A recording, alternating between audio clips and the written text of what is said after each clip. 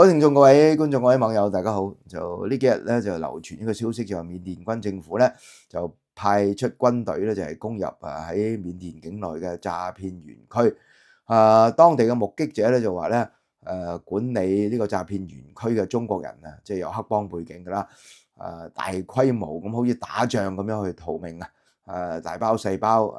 任何交通工具都搭㗎啦。包括汽車啊、貨車啊。呢個電單車啊咁樣逃離現場。咁緬甸軍政府點解突然間的起心肝要剿滅呢個詐騙園區咧？當然佢有背後好多嘅政治考慮啦。不過咧令到人哋詫異嘅地方咧就係一直以為即係呢個詐騙園區如果佢斷水斷電斷網絡嘅話咧，就不能生存落去噶啦。咁究竟佢嘅網絡嘅供應商係邊個咧？咁樣講出嚟都嚇你一跳，原來係馬斯克。依家翻嚟詳細同大家去睇下呢件事。繼續支持我 Patreon 心情快嘅 channel，繼續請我飲杯咖啡 ，scan QR code 撳條 link 得㗎。仲有咧就喺直播嘅時候咧，請大家用 Super Chat 嚟支持我，一陣間再見。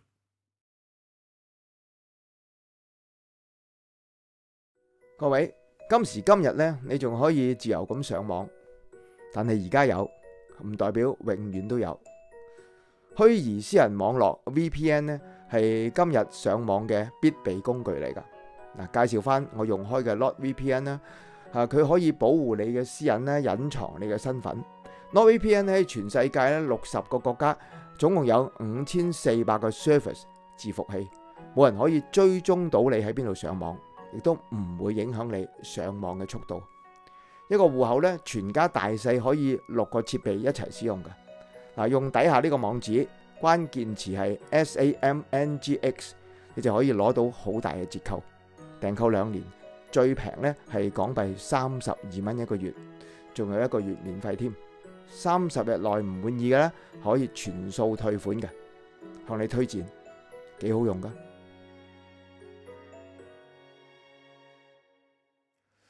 詐騙園區之所以能夠咁犀利啦，即係咁興旺發達啦，話喺嗰個地方咧有幾十個即係柬埔寨又有緬甸又有呢啲咁嘅詐騙嘅集團嘅存在，個規模之大都嚇人一跳噶。除咗有呢個宿舍有呢個所謂呢個電話農場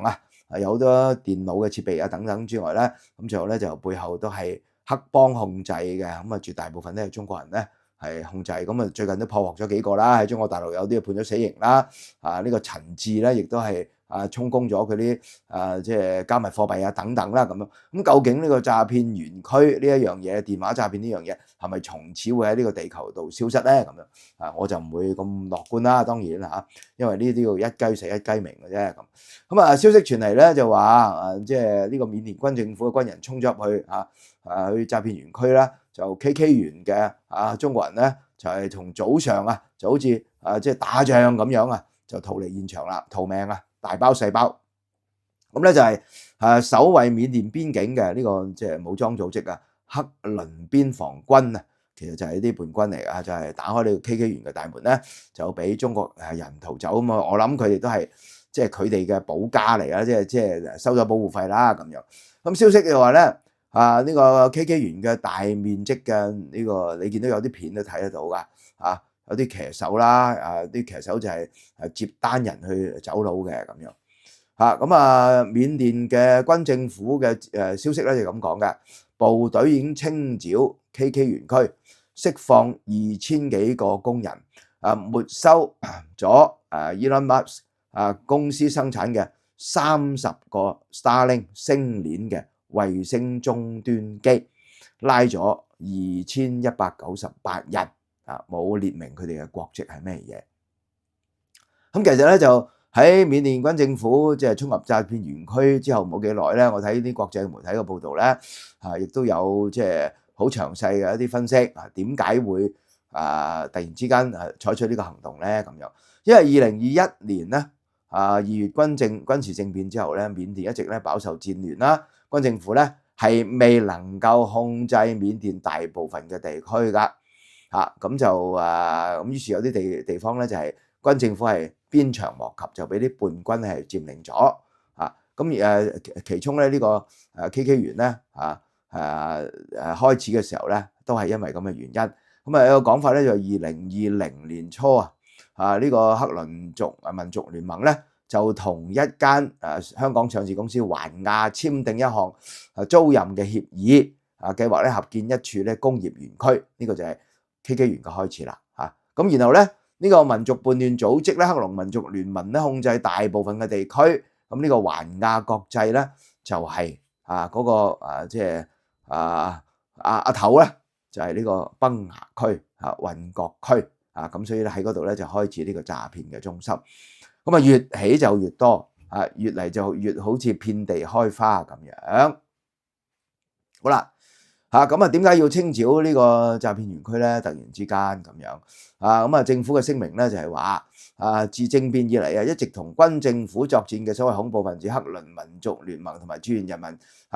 國防軍係非法佔領呢個地方。咁呢個咧係國際上面都係臭名昭著嘅詐騙中心嚟㗎。係咪呢次行動咧幾乎可以肯定受到主要資助者咧係中國嘅指導嘅，即係中國話喂，因為同緬甸軍政府嘅關係好好啊嘛，咁呢個形象咁惡劣啊嘛，咁於是咧就做呢樣嘢啦，咁然後就衝咗入去之後咧，佢話喺發現到嗰個地區咧最少呢個邊境嘅地區咧有30個類似嘅詐騙園區。咁點解要而家咁做咧？因為原來即係緬甸咧就即將舉行選舉，咁軍政府咧就要重新控制佢未能控制嘅地方希望咧呢個選舉咧能夠順利進行。軍政府都有選舉嘅，全世界嘅獨裁者都會選舉嘅。好啦，戲肉嚟啦，馬斯克嘅旗下嘅 SpaceX 公司發表聲明，切斷咗同緬甸詐騙集團使用嘅2500多個呢個星鏈衛星嘅連接嘅平台，係2500幾個。佢嘅發言人咧係咁講噶宣布公司喺發現違規嘅行為之後咧就立即採取行動。立即採取行動咁就SpaceX 咧就話主動識別並禁止用嚟疑似詐騙中心嘅附近嘅2500幾個星鏈嘅套件。咁佢嘅即係呢個 SpaceX 嘅主管呢個聲明就係話，我哋致力於確保呢項服務繼續成為一種向善嘅力量，並喺全球範圍裏邊維護信任，既要連接未有互聯網嘅人，又要發現防止不良行為者嘅濫用。OK 咁喺呢度咧有30幾個詐騙園區，而家搗毀咗咧係其中一個，就拉咗1000零2000人，咁其他啲人咧都走咗噶啦，有幾千人咧就離開咗啦。咁BBC 咧就亦都係影到佢哋啲逃離現場嘅情況。咁大家就要問呢個問題。我哋就即係公平啲講，呢個 Starlink 呢個星鏈嘅運作係點樣嘅咧？咁據我了解咧，你個區如果係冇一啲互聯網你互聯網咧就要靠即係呢啲譬如 optic fibers 啦，即係我哋叫做光纖啦，又或者銅線啦，就好似電話線咁樣咁就由即係佢個機樓嗰度即係呢個互聯網供應公司咁一路接喺個街嗰度又接咗，然後咧就接到你屋企。OK 係用有線路去接到你屋企，令到你屋企咧就可以用到互聯網。咁如果你係光纖㗎啦，咁個互聯網嘅速度咧就會快好多。咁如果你嗰度係冇互聯網道嘅冇光纖道嘅，冇銅線道嘅譬如一啲好近郊嘅地方咁樣，咁就乜辦咧？咁你個電話網絡可能有嘅，電話網絡就係無線噶嘛，係嘛就即係可能喺附近有啲好高嘅地方，喺個山丘上邊，喺個高樓大廈上邊整嗰啲發射器接收器咁樣咧，就令你個電話咧就唔需要經過線路咧都可以通到嘅。咁嗰啲就無線電話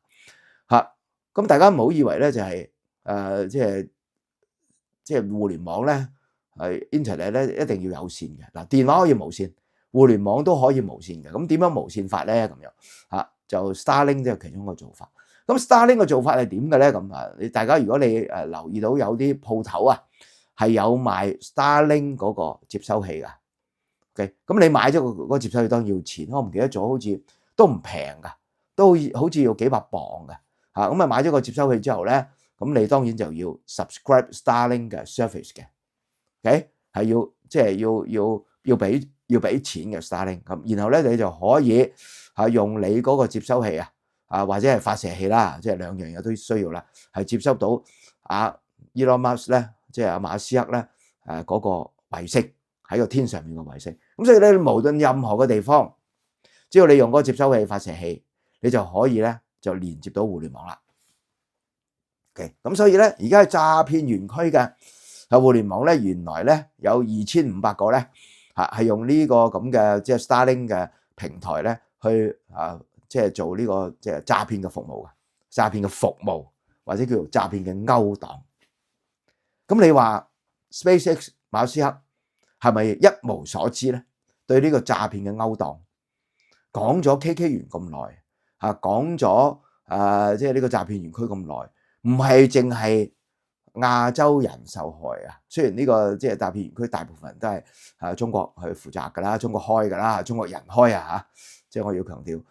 黑社會背景嘅中國人開咁但係受騙嘅人咧係嚟自五湖四海咩人都有嘅佢被去即係綁架過去為呢個詐騙園區做嘢嘅咧，亦都唔係淨係香港人唔係淨係華人唔係台灣人最近尾有班韓國人喺嗰度咪即係俾擄走咗，咁然後就後來就僥倖逃脫嘅，大家記得咁於是咧就將柬埔寨咧宣佈為呢個高危嘅地方啦，即係韓國政府咁所以如果呢個詐騙園區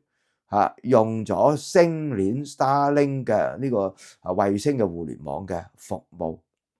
唔係短時間，係好多年㗎可能最近以前就係用地上邊嘅光纖或者係其他嘅電纜今天就用咗星鏈。咁佢究竟幾時開始用星鏈咧？SpaceX 幾時開始知道嘅咧？咁點解而家係軍政府攻入咗呢個詐騙園區之後就話斷咗佢哋服務咧？要交月費嘅大佬係咪先？買咗你話買，我唔知你買咗，但係要交月費噶嘛。咁你交月費嘅時候，佢一定知道大概你係咩位置係用緊佢嘅服務嘅，你一定會 check 到噶。咁而家點解會斷咧？就因為你知嘛，因為你 check 到嘛。咁點解即係究竟係幾時先 check 到咧？係咪軍政府攻入咗之後先 check 到咧？還是係一路都係有噶啦，知道噶啦，不過佢就唔採取行動咧？原來呢個詐騙嘅活動咧，即係馬斯克嘅 SpaceX 咧。起碼就叫做有共同參與嘅，佢事前係知唔知情，佢掌握嘅資料有幾多，呢個全部都係好關鍵。係而家點解突然間停即係話咧，佢可以辨識得到咧，邊啲嘅平台咧係作為呢個詐騙活動嘅，邊啲嘅平台咧係詐騙園區咧，我哋咧上網用嘅，佢知嘅，可以辨識得到嘅咁樣。好啦，咁而家呢個喺 KK 園嘅，俾軍政府就叫做搗獲咗嘅剿滅咗嘅詐騙園區即係其中一個咧附近嘅地方唔單止係緬甸嘅，柬埔寨都有嘅，總共有幾廿個呢個詐騙園區。佢哋嘅互聯網究竟係點樣嘅咧？係咪都係用緊星鏈咧？呢個對即係馬斯克嚟講嘅形象，即係大家都知道佢即係佢極右啦佢係去唔同嘅國家去鼓動一啲極右嘅政黨啦，同埋極右嘅選民組成一個叫做即係世界嘅極右主義嘅革命啦，即係唔係共產主義嘅革命啦，極右主義嘅革命啦咁咁。但係呢啲問題上邊，喺呢啲犯罪集團嘅問題上邊究竟佢事前知唔知情？佢點解嗰個行動會咁緩慢佢美國人或者係其他國家嘅人受害其實就同佢嗰個星鏈嘅活動有關啦。星鏈咧其實係可以好多用途，譬如喺烏克蘭，我記得烏克蘭因為俾俄羅斯炸得好緊要啦，咁佢嘅互聯網咧其實咧好多都係嗰啲基建咧已經破壞咗噶啦。咁當時咧就係話用星鏈，即係馬斯克話用星鏈幫你咁樣，其實一度咧係停咗個星鏈嘅係唔俾佢，因為你冇咗個星鏈咧，你有好多嘅呢個還擊嘅活動咧、反擊嘅活動咧係做唔到嘅即係好多嘅情報精準嘅情報咧係要靠互聯網嘅。其實某程度上我覺得都係好脆弱嘅即係有啲嘢你拍咗個掣、熄咗個掣咧，你可能咩都冇。你即係呢啲正義嘅要回擊呢個侵略者，你拍咗個掣就冇辦法進行噶啦。呢啲邪惡嘅活動，呢個犯罪嘅活動，你拍咗個掣佢都係冇辦法進行嘅。不過你冇拍，你就拍嗰個即係抗擊侵略者嗰個活動，而咧犯罪集團嘅活動咧繼續俾佢做。咁你話即係其實馬斯克係一個乜嘢嘅人嚟嘅咧？咁雖然佢同特朗普鬧翻咗之後咧，咁啲侵粉就唔再中意佢啦不過咧，馬斯克其實對美國嘅破壞亦都相當嚴重嘅。而家唔講啦即係呢個咩政府咩呢個效率部門炒咗咁多人令到美國都係元氣大傷嘅。好多侵粉都讚馬斯克㗎，當年覺得佢即係做咗好多嘢㗎，幫特朗普。但係而家突然之間反轉咗豬肚之後咧馬斯克咧都會受到調查啦。馬斯克係一個點樣嘅人？咁大家都心中有數。好啦，咁就講到呢度啦。繼續支持我 Patreon 心臟好快嘅 channel，繼續請你飲杯咖啡 ，scan QR code 撳條 link。最後咧就係直播嘅時候，請大家用 Super Chat 嚟支持我。當然你可以留言，可以 share， 可以 like， 可以 subscribe， 聽埋啲廣告。有新片上咧撳個鐘仔咧就會通知大家啦。多謝你支持，多謝你收睇，拜拜。